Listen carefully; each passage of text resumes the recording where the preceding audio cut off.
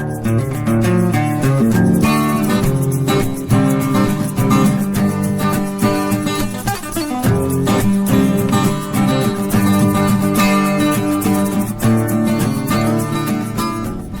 back to Big Week on the Farm. In this week's video we are going to catch up with the lads as they are washing slatted sheds. Now I suppose it's just not probably one of the nicest jobs to be at in the world, but it's a job that has to be done, necessity of course, to keep the cattle yards nice and clean. And we are washing our slats. Now we have a good bit to do. The bays are 20-foot bays and there is 9 of them, so that's 180 foot long, and we have 2 power washers in. And 2 of the lads are in there, another lad giving them a hand lifting the slats. Rubber mats are a great job, very handy when you're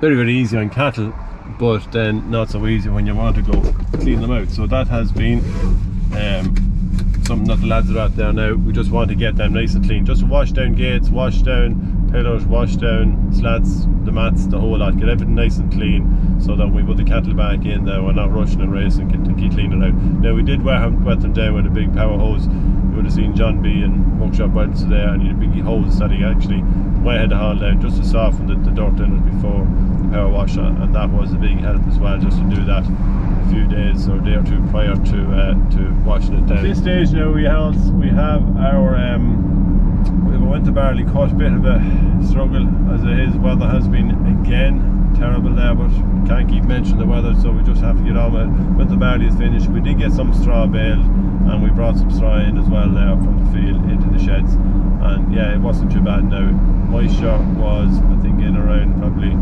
14-50%. You wouldn't want it anymore because you'd be afraid of maybe the straw sticking together, and that will be probably the case there when we have a little moisture meter there for testing that we can stick into we can probe the bales as we're baling, just to make sure that the moisture is correct, that it's not too high in moisture, because what you might see then is when you go open those bales, they'll be all stuck together, and that's because they probably would have heated. So yeah, look, we just have to make sure that they're in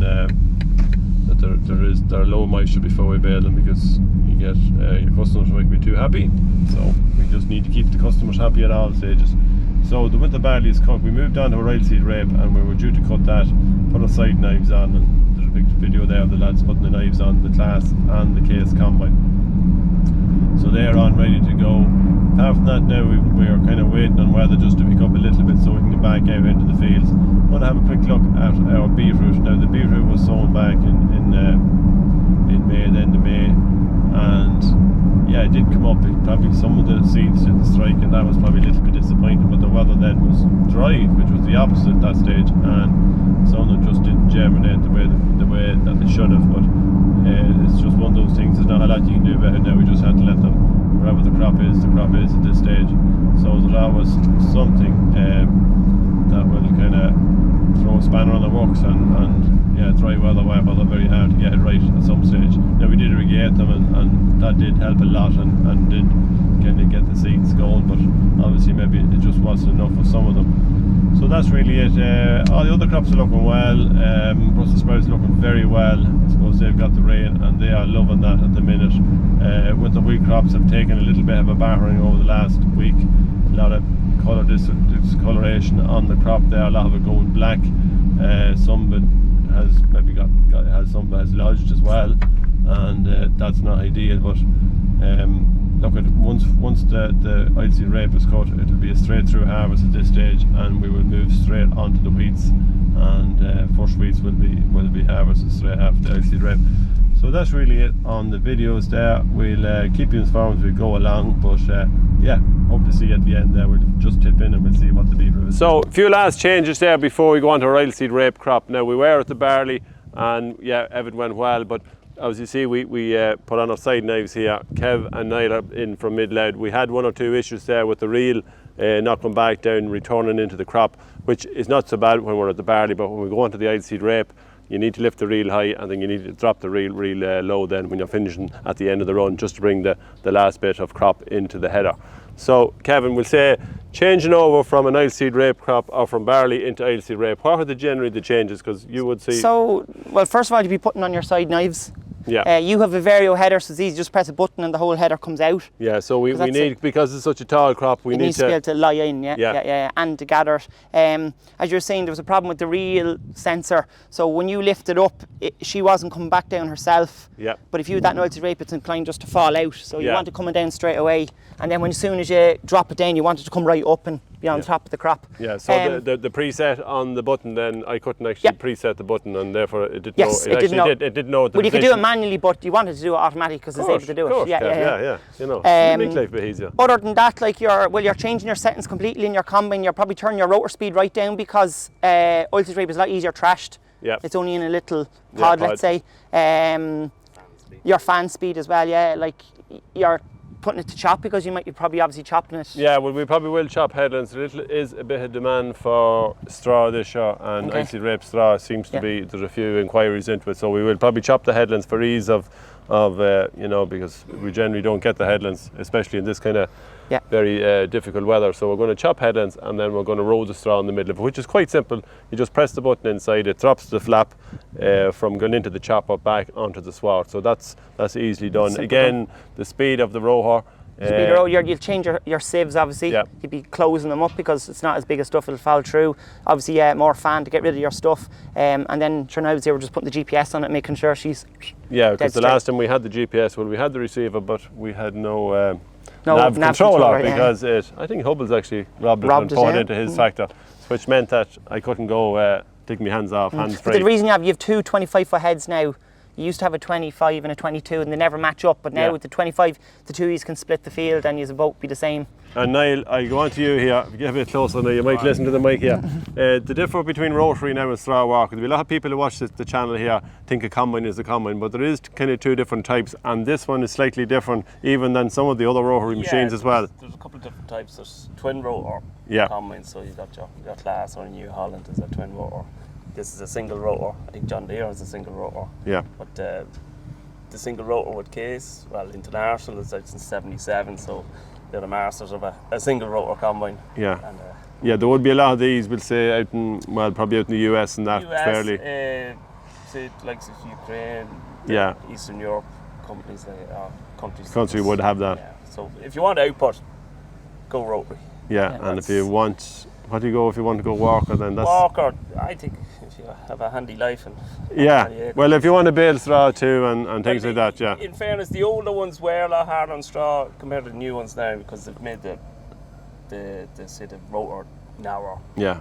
And made the raspberries taller, so there's a lot more crop getting in, getting less battering of it. Well, even the fact that now we can slow these down, we can slow the rotors down. You have more flexibility now than what you had from before. Oh, you did, yeah.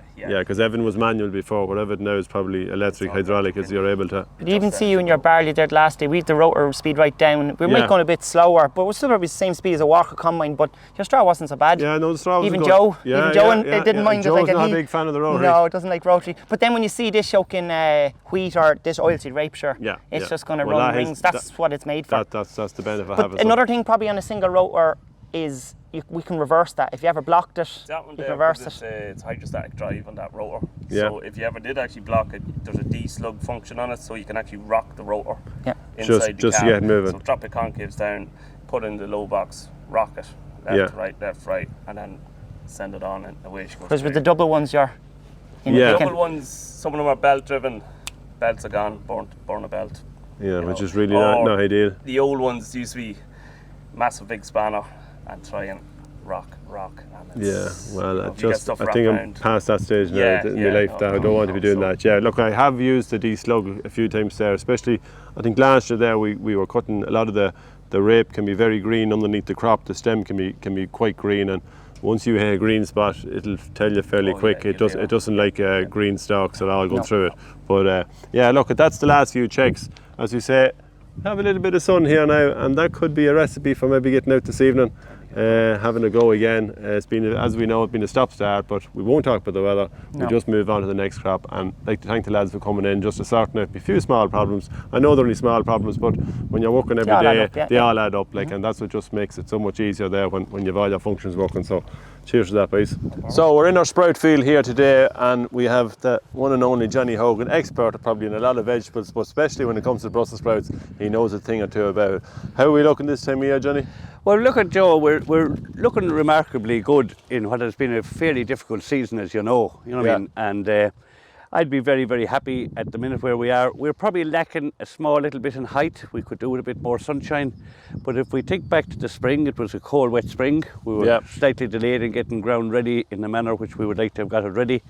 And then when we did get going, it was good for planting, but then we got a very dry and hot spell afterwards. Yeah. Where some of the crops, got a little bit of a check. And other than you had irrigated. Yeah, well, you would have seen John B irrigating this farm and kind of kept it going. Again, we don't want to over-irrigate, as we said, because we do need them tap roots to go down. Well, I always say you can overdo it in the early stages because you want the roots to go out and get a good grip on the ground. And if you overdo it with water, they tend to grow the roots shallowy. Yes. And then if we happen to finish up with a fairly tall plant, the plants might fall over come close harvest, and we're trying to avoid that. So this is a balance of nutrition, water, and getting a quality and a good yield, but not getting the plant too high that would let us down when it comes to harvest and make it very, very difficult for the operators on the machines. Well, we certainly have plenty of moisture on it. That's one thing that we were probably lacking beforehand, where now it's, as you say, a balancing act between too much moisture. Yes. And that's just where we are at the moment now. We're here and it's quite difficult to walk on the ground, and today you have some lads out taking out the occasional weed. Yeah, so that's when we see there is the odd weed. I know there's a big one there beside you, pulled it there, but the idea of the... And this weed in particular, Joe, in all crops, particularly brassicas, has been difficult because it's a fat hen, or some people know it as lamb's quarter. And it's a weed that thrives in dry weather that we had. Yeah. So we don't have much other weed. We have an occasional red shank, which is not a big problem here, and an odd thistle, but it's mostly just that weed, that fat hen, and most people have encountered that problem this season. But you have very, very little of it to do, and it's a good idea to take it out. I like to see it particularly take it out because slugs can be a problem on sprouts. And those weeds, if they're at the base of the plant, they give the slug a sort of a ladder up onto the plant, which can destroy the buttons up higher on the plant, not lower on the plant. Yeah. But we're all other pests and diseases, thankfully, we're very clean at the moment. So you're very clean from peach potato aphid, you're clean from mealy aphid, you're clean from caterpillars. Though I do see a very occasional cabbage white butterfly flying around, which will lead me to believe if the weather comes warm, we'll have to be vigilant that we keep him under control. But for the minute, disease-wise and pest-wise, we're very, very clean. Yeah, so there's not a little hole, but that could be... but the hole, believe it or not, I don't believe is from pests. I've been walking across the crop earlier, and I believe that some of the holes may have been from a top dressing of fertiliser that gave a little bit of physical damage, and a hole come out. That's not an issue. No, that's not an issue. No, we're exceptionally clean. This time of the year, we're normally watching out for aphids, we're normally watching out for diamondback moth and other caterpillars, but as you can see there now, we are certainly at the moment blemish free. And it's great that we are, because I wouldn't like at the moment to have to travel with any tractors in the spray roads,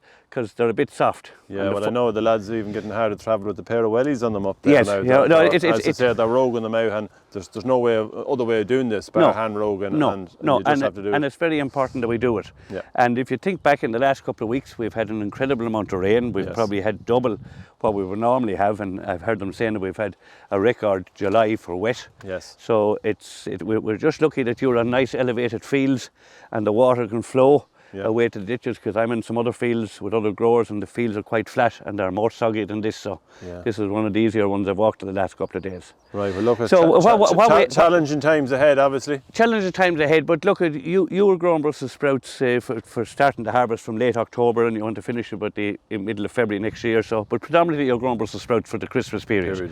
So everything is geared here for a huge volume of quality sprouts on the 2 weeks before and after Christmas, you know what I mean? And we put in several varieties in here. I think you have 4 varieties in total. Yeah, you see different shades, different colours there on the... Each one having its own 2 or 3 week segment, you know what I mean? Yeah. And each one has its own quality at the end of October and then on to November. And then the real ones and the real quality with good shelf life you grow for Christmas. And one of the ones we're standing on here now is one of the main ones we grow for Christmas, a variety called Petrus, which has given us very good yields with very good quality over the years. And also very important for you is that you get a nice medium button. You don't want them small and you don't want them big. You want the plant that gives you a nice tall plant with sprouts in the range from 25 to 35, because that's really what people are looking for. True. Right, good stuff. Look at we're going to just do a quick jump across here to the beetroot, and we're going to have a look at that. So yeah, we'll hop across there. Thanks, Johnny. No bother. So we're in our field of beetroot, Johnny. Now, I sowed this in, I think I have the 7th or 8th of June, in around that. Cordial was the variety that was in it. I don't know too much about the beetroot as varieties go, but I know we have some, we had good strike and poor strikes here, hadn't we? Yeah, and I think what it is you were sown in a period of very dry weather. You know what I mean? We had a period before that, and the ground was quite dry. So germination, no more than most other seeds, has been difficult this season. And very few of us in any of the crops have got the normal high germination. We're probably missing 10-15%. And then, as well as that, and we'll see it here now, you've probably 3 generations of germination, where some of them come up within the period that they should have, some came 10 days later, and some came 10 days later, and that again. Correct. So it's going to be a mixed crop of size. And there are going to be some quite large ones, so we'll have to be quite quick on the harvest if you need the beet to be under a certain size of 80 to 100 millimetres. But overall, you'd accept that this season. I think you'll accept it. I mean, you have a reasonable plant stand. You have 4 individual rows per 1.8 metre bed. We were hoping for about 40 seeds per linear metre. We finished up this someplace between 27 and 28. So I think you'll take that, but you'll have to be very careful as they come to harvest, that you harvest them before they get too big. Your weed control is excellent. We have another little bit of herbicide to put on now to control the grasses, but after that I think we leave them alone. They have good colour, very little disease or very little pest at the moment. So overall, I think you'll be happy. You're probably a little bit late, Paul, sowing them. Yeah. Well, we can see here that when, I know last year we had a problem there with the sower, and we just didn't get it quite correct. Actually, I think they blame John B. I think maybe some of them blame me. Yes. But I actually sowed them this year, so it's all the blame is on me this year. Yes. But it's definitely some of them germinated and some of them didn't germinate, because you can see the gaps. Like, when you come into the field and you look ahead, maybe head on, you'd say not too bad, but when you come in and you look across the field, a little bit disappointed in some of the plant stands. And as you say very correctly, so the germination, early germination versus later germination. And you can see you have fine beets there with 5 and 6 true leaves, and you have other beets with 2 and 3 true leaves. Yeah. And that's why I'm just saying is we'll need to be very, very careful when it comes to harvest, that you look at what's getting too big and decide to harvest at that stage, and then be prepared to put up with a small amount of smaller beets that you'll have to find a different market for. But there is potential in them. It's just we don't have the plant stand. Yeah, very long taproot on them, isn't there? Very long taproot.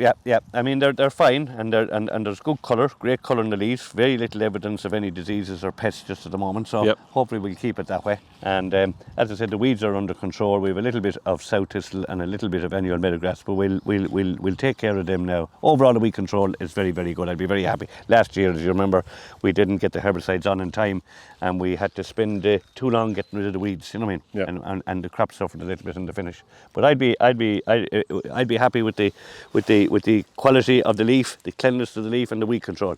Disappointing, as you said, on the plant stand. Right. Well, look, that's all we can do. Anyway, that's the joys of farming. That's it for this week's Big Week on the Farm. Don't forget to subscribe to the videos there, comment what you want. We will get back onto you. So from everyone here at Finnegan's and from Johnny, thanks very much for coming in. No problem. We'll talk to you all next week.